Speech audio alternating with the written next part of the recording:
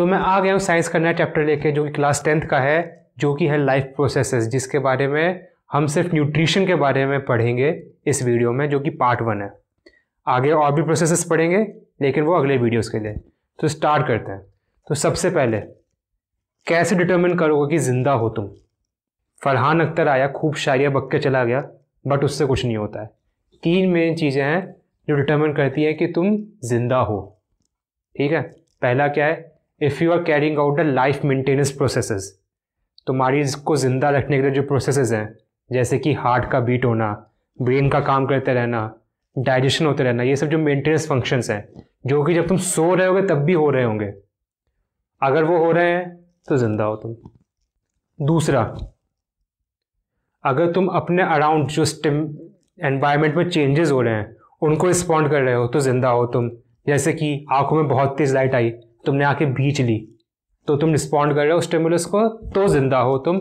और फाइनली, अगर तुम मूवमेंट शो कर रहे हो, मेरी तरह मूव कर रहे हो, ग्रोथ हो रही है तुम्हारी, तो जिंदा हो तुम। लेकिन इन तीनों ही चीज़ों के होने के लिए तुमको चाहिए एनर्जी। एनर्जी कहाँ से मिलेगी? एनर्जी मिलेगी न्यूट्रिशन से। तो यही हमारा टॉपिक है, न्यूट्रिशन।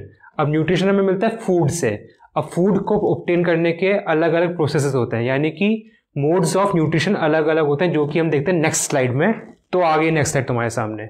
तो basically on the basis of modes of nutrition, 2 type के होते हैं modes of nutrition basically.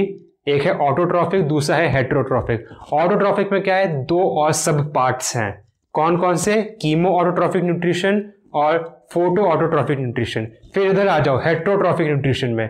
Heterotrophic nutrition में क्या है? उसके अंदर 3 सब पार्ट्स। पहला होलोजोइक न्यूट्रिशन, दूसरा सैप्रोफिटिज्म, तीसरा पैरासिटिज्म। ठीक है, अब हम देखते हैं ऑटोट्रॉफिक न्यूट्रिशन और इसके दोनों सब पार्ट्स को। आ गया है।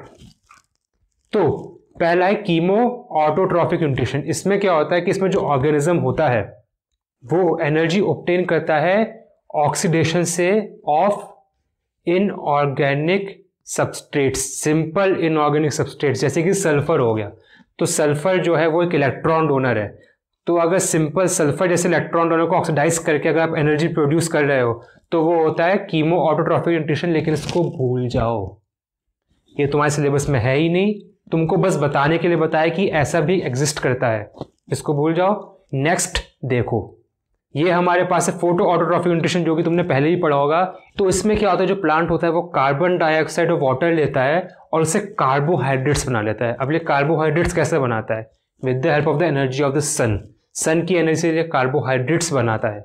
लेकिन ये एनर्जी को कैप्चर कैसे करता है? हम तो नहीं कर सकते, हम तो सन की एनर्जी यूज नहीं कर पाते। कैसे होती है कैप्चर? ये कैप्चर होती है with the help of chlorophyll. Plants के अंदर क्लोरोफिल पाया जाता है। कहाँ पे? लीव्स के अंदर। लीव्स के अंदर कहाँ पे?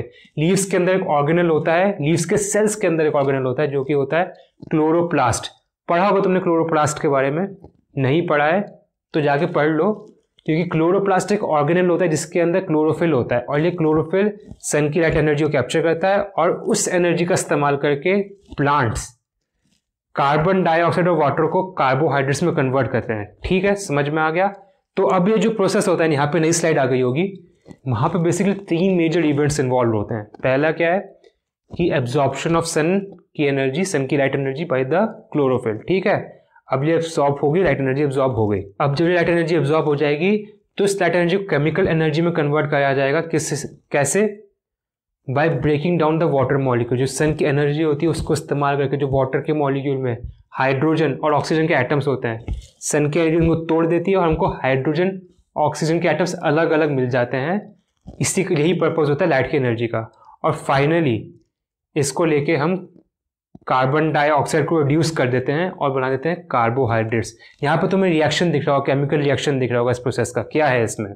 इसमें है 6 CO2 + 12 H2O, यानी कि 6 मॉलिक्यूल कार्बन डाइऑक्साइड के लिए हवा से पानी एब्जॉर्ब किया 12 मॉलिक्यूल, और उससे हमने क्या बना लिया? उससे हमने बना लिया C6H12O6, जो कि है ग्लूकोज, एक कार्बोहाइड्रेट। ये हो गया एनर्जी का सोर्स। और क्या रिलीज हुआ? और रिलीज हुआ 6O2, यानी कि ऑक्सीजन निकाल दी गई, क्योंकि हम लेंगे सांस। ठीक है, वो बात की बात है। और 6H2O भी निकला, यानी कि 12 पानी के मॉलिक्यूल लिए और 6 पानी के मॉलिक्यूल प्रोसेस में बाहर भी निकल गए। ठीक है, तो ये पूरा प्रोसेस होता है फोटोसिंथेसिस का। अब ये कोई ज़रूरी नहीं है कि ये प्रोसेस एक सीक्वेंस में ही हो, क्योंकि कुछ डेजर्ट प्लांट्स होते हैं जो कि रात में कार्बन डाइऑक्साइड एब्जॉर्ब करके एक इंटरमीडिएट प्रोडक्ट बना लेता है, ठीक है। उसके बाद जब सुबह सूरज आता है तो सूरज की एनर्जी का इस्तेमाल करके वो कार्बोहाइड्रेट्स बना लेता है, ठीक है। तो ये कोई ज़रूरी नहीं है कि तीनों स्टेप्स जो यहाँ पे देखे हैं हमने ये एक ही सीक्वेंस में हो, सीक्वेंस अलग अलग हो सकता है, ठीक है। तो ये बात हुई फोटो ऑटोट्रॉफिक न्यूट्रिशन की। तो अब फोटो ऑटोट्रॉफिक न्यूट्रिशन में ही एक स्टोमाटा होता है जो कि बहुत इंपॉर्टेंट रोल प्ले करता है। स्टोमाटा क्या होता है? Are the sites of gaseous exchange, यहाँ पे गैसेस का आदान प्रदान होता है। वैसे तो प्लांट्स में और भी साइट्स होती हैं जैसे कि स्टेम्स वगैरह पे, रूट्स वगैरह से भी गैसेस का आदान प्रदान होता है, लेकिन स्टोमाटा जो कि लीव्स पे पाए जाते हैं, these are the main sites of gaseous exchange. तो इसमें क्या होता है कि गैसियस एक्सचेंज के दौरान पानी का भी लॉस हो जाता है, पानी इवेपोरेट करके निकल जाता है।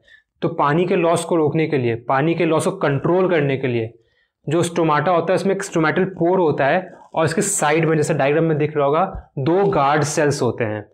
तो वो 2 गार्ड सेल्स क्या करते हैं, जब उनमें पानी आता है, when there is abundance of water, तो स्वेल कर जाते हैं, ठीक है। सेल्स स्वेल कर जाते हैं, गार्ड सेल्स, और इस तरह से स्टोमेटल पोर खुल जाता है। स्टोमेटल पोर जब खुल जाता है तो उसमें से गैसियस एक्सचेंज और पानी का भी जाना आना होता है इवेपोरेशन के थ्रू, ठीक है। अब जब पानी काफी सारा निकल जाएगा तो गैस जो गार्ड सेल्स हैं ये आपके श्रिंक कर जाएंगे, ठीक है। पानी निकल के तो श्रिंक कर गए, श्रिंक कर जाएंगे तो स्टोमेटल पोर क्लोज हो जाएगा, यानी कि सेल्फ रेगुलेशन है। पानी की कमी होगी, गार्ड सेल्स में से पानी निकल जाएगा तो गार्ड सेल्स श्रिंक कर जाएंगे और स्टोमेटल पोर क्लोज हो जाएगा। तो स्टोमेटल पोर जब खुला है तो गैसियस एक्सचेंज होगा, CO2 अंदर ली जाएगी, O2 बाहर छोड़ी जाएगी, और जब बंद होगा तो फिर तो कुछ नहीं होगा, ठीक है। तो इसी के साथ खत्म हो गया स्टोमाटा और खत्म हो गया है ऑटोट्रॉफिक न्यूट्रिशन। अब हम देखेंगे अगले वीडियो में हेट्रोट्रॉफिक न्यूट्रिशन के बारे में, जो कि अगला टाइप ऑफ न्यूट्रिशन है।